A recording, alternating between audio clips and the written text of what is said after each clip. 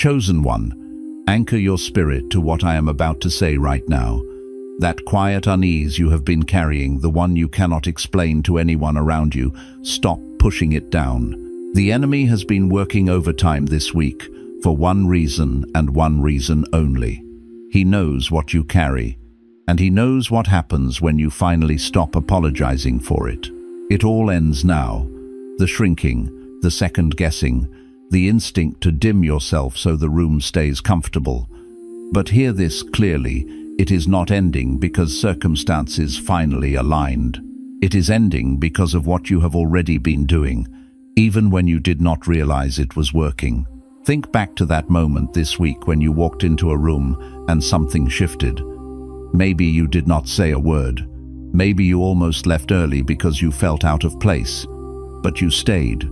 You did not know it then, but that decision to stay, to show up fully in your own skin without performing, without pretending, that was not small. That was seismic. That moment rewrote the atmosphere around you. You did not shrink your destiny. You announced it. You did not stumble onto this message. The algorithm did not bring you here. The Holy Spirit did. This is a divine appointment, scheduled before the foundations of the earth, because heaven needed you to hear this verdict before another hour passed. You are standing at a threshold. Stay until the very last second of this message. In the next few minutes, I am going to reveal exactly what the frequency you carry actually is, and why the enemy is terrified of it. I am going to walk you through the specific moment this week where you activated something you cannot take back. And at the end, I am going to give you the declaration that seals this new frequency in place, so nothing and no one can talk you back into silence. Do not click away. Your future self is standing on the other side of this message, waiting. If you leave now, you leave before the verdict is read. I know what the last 72 hours have felt like. The atmosphere around you has not been neutral. It has been charged, strange, loaded with a pressure you cannot quite name. Maybe you were lying in bed this week, staring at the ceiling at 3:0 inches the morning, not anxious exactly, but awake in a way that felt deliberate, like something in you was listening for something. Or maybe you were sitting with people who love you and still felt completely alone, not because you were rejected, but because something in you has outgrown the frequency of that room and you did not know how to say it without sounding arrogant. You feel it. There is something stirring in you that does not match your current surroundings, and instead of excitement, it has produced a particular kind of loneliness. Like you have been handed something and told to carry it in a world that cannot see what you are holding. And in that loneliness, the enemy has been whispering a very specific lie. Listen to your thoughts this week. He has been telling you that the distance you feel from others is evidence of pride. He has been replaying that moment when someone went quiet after you spoke. That moment when your presence changed the energy of a room and someone looked uncomfortable. He has been telling you that your frequency is a problem, that you are too much, that you should tone it down, shrink it, tuck it away so relationships stay easy and rooms stay calm. He has been telling you that what you carry is a burden to others. But I need you to hear what the scripture actually says about this moment. 1 Peter 2-9 says, "You are a chosen generation, a royal priesthood, a holy nation, a peculiar people, that you should show forth the praises of him who has called you out of darkness into his marvelous light." Listen to that word, peculiar, not palatable, not convenient, not easy to categorize. Peculiar. You were never supposed to blend in. The discomfort others feel in your presence is not proof that you are doing something wrong. It is proof that you are carrying something real. You are not too much. You are the right amount, and darkness has always been allergic to light. The loneliness you feel is not rejection, it is separation, and separation always precedes assignment. The heaviness is not the weight of something going wrong, it is the weight of something being finalized. It is the sensation of a frequency being locked in, calibrated, made permanent before heaven releases you into the next chapter. You think the silence around you this week was abandonment. You think the strange stirring in your chest is confusion. But let me reframe your reality right now. That is not confusion, that is activation. And the life that matches what you carry is no longer waiting. It is already moving toward you. Some messages don't just inform, they activate. If something stirred deep in your spirit just now, you may be ready to receive the Chosen One's blueprint. This sacred guide reveals the 8 divine patterns behind your calling, your suffering, and your destiny. It also comes with the full audio book, so you can absorb it during prayer, rest, or quiet moments with God. And for those called to speak His truth, you'll also receive Activating Your Prophet Mantle, a powerful bonus ebook for those carrying a prophetic assignment. The link is in the first pinned comment, but only for a limited time.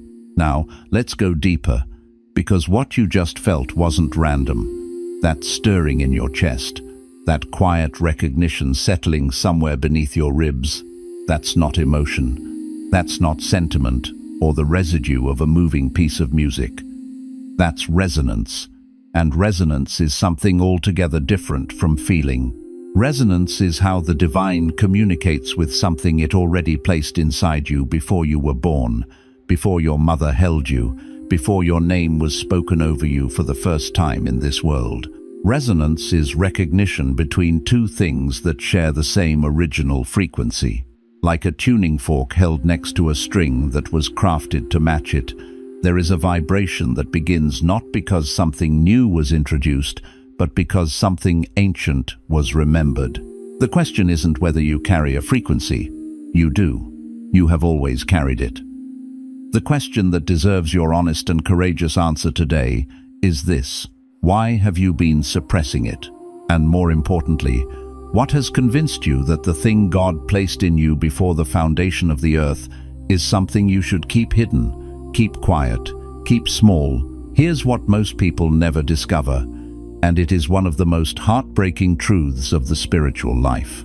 They spend years, sometimes decades, asking God why their life feels so heavy, so slow, so resistant. They pray, they fast, they seek with genuine desperation. They fill journals with petitions and altars with tears. And yet the weight doesn't lift, the breakthrough doesn't come, the door doesn't open. And slowly, quietly, a conclusion forms in the depths of their heart that maybe God isn't listening, or maybe they aren't worthy enough, or maybe the promises in Scripture were written for someone else. But here is what heaven wants you to understand. With every cell in your body, the weight isn't lifting, not because God isn't answering, but because the frequency they're broadcasting doesn't match the life they're praying for. You cannot speak faith in the morning with lifted hands and a sincere heart, and then spend the afternoon rehearsing every fear, replaying every failure, and narrating a story of limitation and lack, and expect heaven to respond to only half of what you're transmitting. The signal has to be whole. It has to be consistent. It has to carry the same message in the quiet moments as it does in the public ones, in the private moments of your thought life, as much as in the declarations you make out loud. A radio tower that broadcasts two frequencies simultaneously produces interference, not clarity. And interference is not a signal that heaven can work with. Think about what happened when Jesus stood at the tomb of Lazarus. Meditate on that scene with fresh eyes, because it carries something most sermons never extract from it. He didn't walk up to that tomb uncertain. He didn't arrive with the trembling, conditional hope of someone who wasn't sure what would happen. He didn't look at the stone covering the entrance and feel what the mourners felt, that heavy, immovable finality of death and loss. Before he ever spoke a word, before the command that would echo through eternity was released from his lips, something in the atmosphere had already begun to shift. The people around him felt it. Mary, who had fallen at his feet weeping, felt something change before the miracle was visible. Even grief itself, that suffocating, all-consuming weight that had filled that garden, paused. It stepped back. Because something greater had entered the space. That's not coincidence. That's not the sentimental detail of a story being told for emotional effect. That's frequency preceding declaration. Jesus didn't just speak life into Lazarus. He carried life there first. He walked toward that tomb as the resurrection and the life, not as someone hoping to perform one. He was the frequency before he was the voice. And the miracle didn't respond to his words in isolation. The miracle responded to what he brought before he ever opened his mouth. The atmosphere read him before he spoke, and it yielded to what it recognized. This is where it goes deeper than most teachers take it, and I need you to let this land fully before we move forward. You have been waiting for a breakthrough to change how you feel. You have been waiting for the external shift, the open door, the financial change, the relationship restoration, the health report, the recognized gift to be the thing that finally realigns your spirit and elevates your frequency. But the breakthrough is waiting for you to change what you carry. The sequence is reversed from what you've been taught. Transformation doesn't follow your circumstances. Transformation follows your frequency. And until that reorder happens at the deepest level of your spirit, until you are willing to carry the frequency of the answered prayer before the answer has manifested in the natural, you will keep arriving at divine appointments carrying the wrong signal. You'll keep standing at the threshold of what God prepared and wondering why the door feels sealed, not realizing that doors don't open for your desperation. They open for your alignment. But here's what's coming up in just a moment that will challenge everything you've believed about why you've been delayed, and it may be the most important thing you hear today. Stay with me, because this is not a message designed to make you feel good and then send you back to the same patterns. This is a message designed to interrupt a cycle that may have been operating in your life for years, quietly robbing you of the very destiny that God wrote for you before time began. Because first, before we get to the disruption, we have to talk about what's been draining you. Not who, though that conversation matters too. What?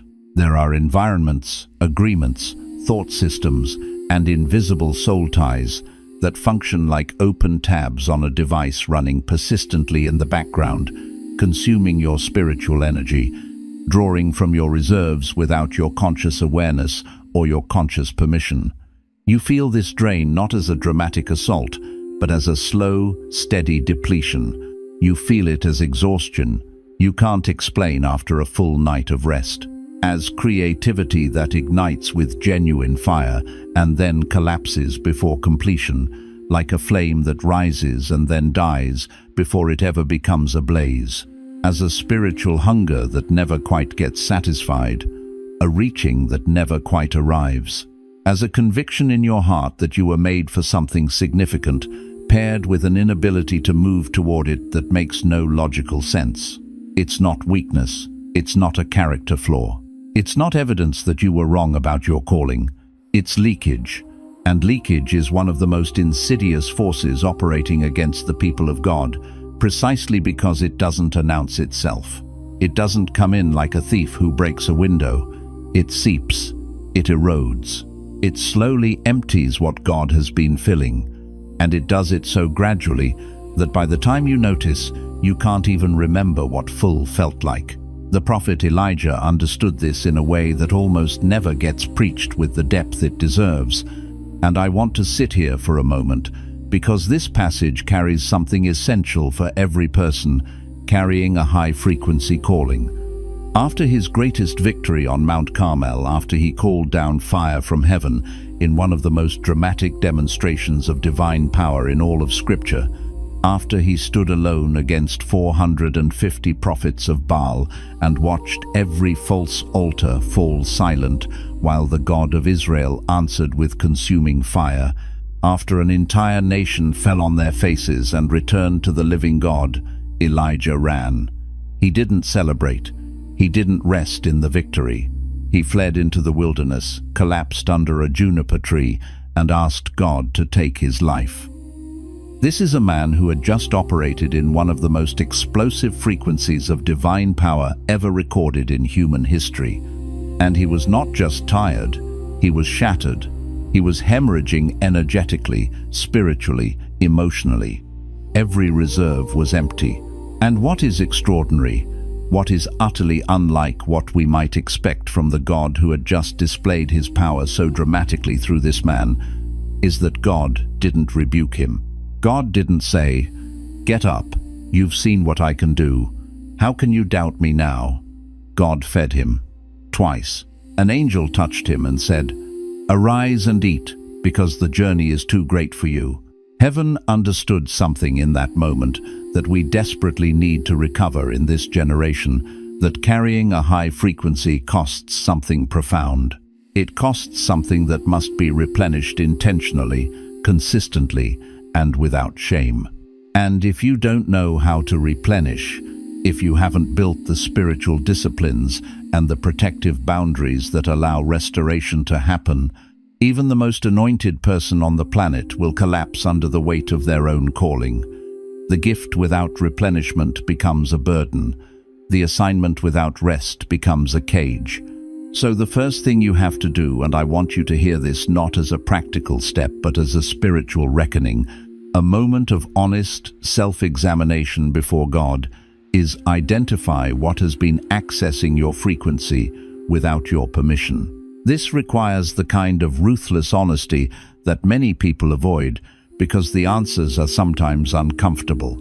Who speaks into your life regularly and consistently leaves you diminished, second-guessing yourself, smaller than when the conversation began?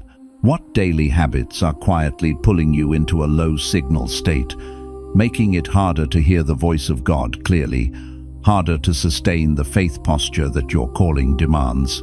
What fears have you been entertaining so long, rehearsing so regularly, that they have stopped feeling like fears and started feeling like wisdom, like discernment, like realism, when in truth they are simply companions you've grown too accustomed to releasing? These are not just life questions to explore in a counselor's office or a journaling session. These are frequency diagnostics. They reveal where the leakage is happening. And until you seal those leaks, until you revoke the access that certain environments, agreements, voices, and thought patterns have been given to your spiritual signal, you cannot broadcast what you've allowed to be continuously stolen. And this leads directly into something that the enemy has been counting on you to miss, something that is foundational to understanding why your gifts have not yet produced what they were designed to produce. He is not afraid of your potential. Let that settle into your bones. The enemy is not afraid of what you could do, what you might become, what gifts you carry in latent form. A room full of unlit candles poses no threat to the darkness. Potential without activation is invisible to the kingdom of darkness. What the enemy is terrified of, what causes a disruption in the assignment sent against you, is your alignment.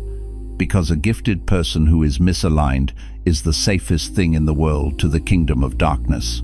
They can be observed, managed, even used as a cautionary tale. Look at all that gifting producing nothing.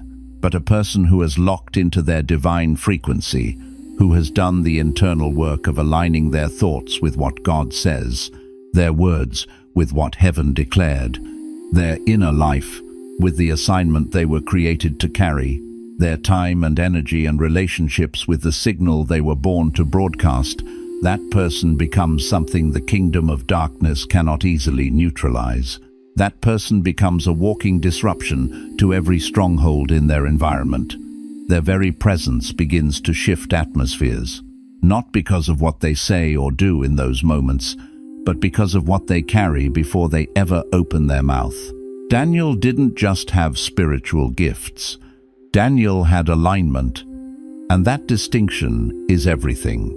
He was transported into the most spiritually hostile environment imaginable, a foreign empire built on the worship of false gods, a culture designed to systematically erase the identity and the signal of the people of God. They changed his name, they changed his diet, they changed his education. They surrounded him with an entirely different frequency, a Babylonian signal that was constantly broadcasting a different message about who held power and what reality looked like. And yet Daniel prayed 3 times a day, not as a religious obligation, not as a duty he performed to maintain appearances or check a spiritual box. He prayed 3 times a day as a frequency calibration, as a deliberate, consistent, non-negotiable act of returning to the source, resetting his signal, realigning with the original installation, refusing to allow the Babylonian environment to reprogram what God had placed in him. And the fruit of that consistency was extraordinary. Daniel could interpret what no one else could perceive. He could stand in spaces and before powers that destroyed other men and remain unshaken.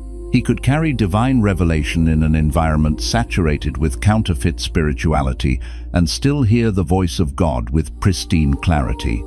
Not because he was superhuman, not because he was without fear or struggle, but because he was consistently tuned.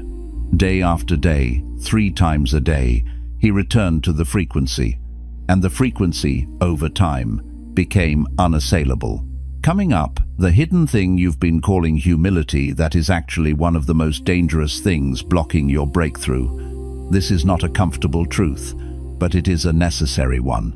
Don't turn away now, because what comes next may be the very thing that breaks the pattern that has had you cycling in the same place for longer than you realize. Because most people who carry a genuine, God-given calling have also, often without realizing it, developed a spiritual reflex that has been conditioned into them through years of misunderstanding, religious shame, and fear of human rejection. It is a reflex that looks remarkably like holiness from the outside. It looks like meekness. It looks like groundedness. But from the inside, and from heaven's perspective, it is quietly devastating. They shrink. When the gifts begins to stir and the calling begins to press forward, they instinctively pull back. They minimize what God said about them with disclaimers and qualifications. They preface every demonstration of their gift with an apology. Well, I'm not sure about this. I might be wrong. Don't hold me to this. I'm still learning.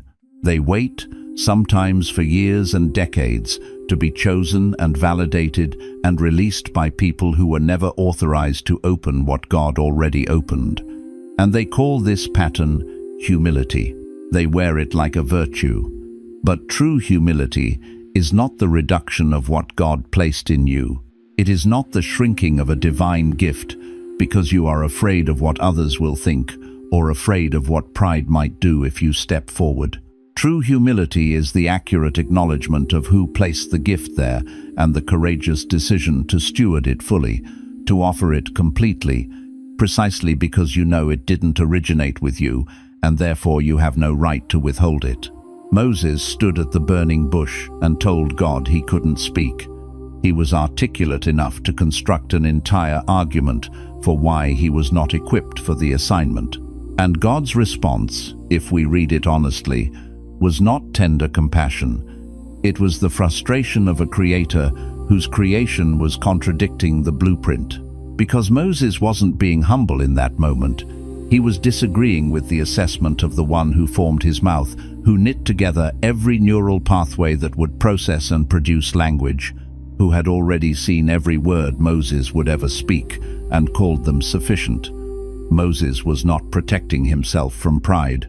He was protecting himself from the weight of the calling, and God saw through it immediately. When you downplay your frequency, when you silence your voice before it has a chance to carry what heaven placed in it, you are not protecting yourself from pride. You are not practicing godly caution. You are cooperating with the one who has the most to lose if your voice is finally fully released. Real humility doesn't sound like "I probably shouldn't say this," or "I don't want to seem like I think too much of myself." Real humility sounds like, I know with absolute certainty that this gift didn't come from me, which is precisely why I refuse to bury it in the ground out of fear of what people will think or what failure might feel like. The servant in the parable of the talents who buried his gift in the earth didn't do it out of laziness. He was explicit about his reasoning. He was afraid. He was afraid of the master's expectation. He was afraid of what would happen if he tried and failed. And the master, upon returning, called this response wicked, not misguided, not understandable.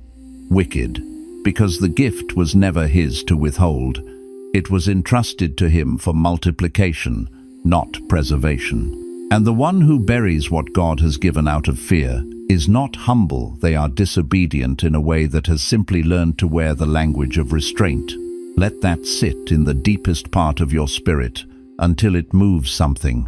Now, here's the part that most people are not ready for, and yet it is the very revelation that will break the cycle completely if you are willing to receive it without the filters of religious conditioning or spiritual defensiveness. The reason your frequency has felt inconsistent, the reason you experience seasons of extraordinary clarity and then collapse back into fog, the reason your faith surges with real fire and then flatlines before anything has fully manifested, the reason you get so close and then inexplicably retreat, it's not because you lack discipline, though discipline matters. It's not even primarily because of spiritual warfare, though that is absolutely real and must not be dismissed. The root cause is something more interior, more architectural. It is because you have been attempting to broadcast at a frequency level that you have not yet built the internal infrastructure to sustain. You have been asking heaven for a voltage your current wiring cannot carry without damage. Think about a city that receives more electricity than its grid was designed to handle. The surge doesn't illuminate the city. It doesn't empower every home and business with abundance. It blows the circuits. It causes catastrophic damage to the very infrastructure it was meant to serve. And so heaven, in its extraordinary wisdom and its fierce commitment to your complete flourishing rather than just your momentary blessing, sometimes holds back the full release of a frequency, not as punishment, not as withholding, not as evidence that you're not chosen or not enough, but as protection. Protection from the weight of a signal that your current character, your current emotional infrastructure, your current relational patterns and internal architecture haven't yet learned to carry consistently without burning out. The expansion you have been demanding, the breakthrough you have been fasting and praying toward, may have already been granted in the Spirit. The decree may already be written, but God, who is not just concerned with your destiny but with your wholeness, is working on your capacity, not your calling. Your calling was settled and sealed and spoken over you before the foundation of the earth was laid, before Jeremiah was formed in the womb, before David was anointed in a field by a prophet who didn't even understand what he was doing. The calling is not in question. It has never been in question. It's your vessel that is still being shaped, still being strengthened, still being expanded to match the magnitude of what heaven intends to pour through you. And here is what you almost certainly did not expect to hear today, and what may be the most liberating and the most confronting truth in everything that has been said. The thing that has been blocking you is not the enemy, though the enemy is real. It is not your past, though your past carries wounds that need to be healed. It is not the people who betrayed you or abandoned you at critical moments, though that betrayal was real and it mattered. It is not the doors that closed when you were sure they would open, or the prayers that rose from a place of genuine faith and seemed to dissolve into silence. The thing that has been most fundamentally, most persistently blocking you is an unexamined belief, a belief so deeply embedded in your operating system that you may not have even consciously identified it, that you are still in a waiting period before God's declaration about your life can finally be activated, that you are on spiritual probation, that there is some invisible threshold of righteousness, of consistency, of spiritual maturity that you haven't yet crossed. And until you cross it, your frequency isn't permitted to function at its full intended strength. You've been living as though the promise has a prerequisite that you keep failing to meet. But worthiness was never the condition of your calling. Worthiness was settled at the cross, sealed by the blood, and declared complete by the resurrection. The condition that remains, the one living variable in the equation of your destiny, is not your perfection, it is your willingness. God does not use the qualified. He has never used the already polished, the already complete, the already arrived. He qualifies the willing. He equips the surrendered. He broadcasts through the ones who stop waiting until they feel ready and simply say, "Here I am, use me. I trust you with what you've placed in me." The frequency he installed in you before you drew your first breath was never contingent on your flawlessness. It was always contingent on your surrender. This is where everything shifts, not at the end of your current season, not when the circumstances finally cooperate, not when you've completed one more round of healing or study or preparation. Now, this moment. Because the shift is never in the external, and it was never designed to be. The shift is always in the internal architecture of your faith. The moment you stop auditing your own calling, examining it from every angle, questioning whether it's real, checking it against what others think, and whether your track record justifies it, and simply begin walking inside of it, even imperfectly, even with trembling hands and a voice that doesn't sound as certain as you wish it did, even when the path ahead is obscured and the confirmation you wanted hasn't come yet. The moment you take the first step from within the frequency rather than toward it, something in the spiritual atmosphere responds. Not because you finally got it perfectly right, but because you finally stopped waiting to. Before you move forward from this moment, I want you to do something that requires your full presence and your full intention. Place your hand over your heart and feel it, that heartbeat that was placed in you by the one who knew your name before you were born. And declare this aloud, not as a formula, but as a sincere realignment of your will with what heaven has already decreed. I release every agreement I made with silence. I release every label placed on me by people who couldn't see what heaven sees. I break every soul tie draining my frequency without permission. I reject false humility that has kept me small and hidden. I declare that my calling is not on hold. I declare that my vessel is being prepared, not punished. I step into alignment now, not when I feel ready, not when circumstances confirm it, but now. I carry a frequency that changes atmospheres. I carry a signal that heaven is broadcasting through. And from this moment forward, I stop suppressing what God activated, and I walk in the full resonance of who I was created to be. I am not waiting for my season. I am in it. And I move forward in faith, in surrender, and in the unshakable certainty that I was chosen for exactly this moment in time.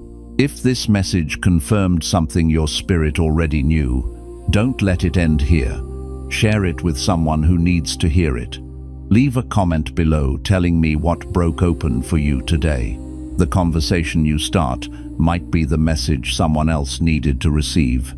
Stay in the frequency, stay in the faith, and remember, you were never ordinary. You were always carrying something the world needed.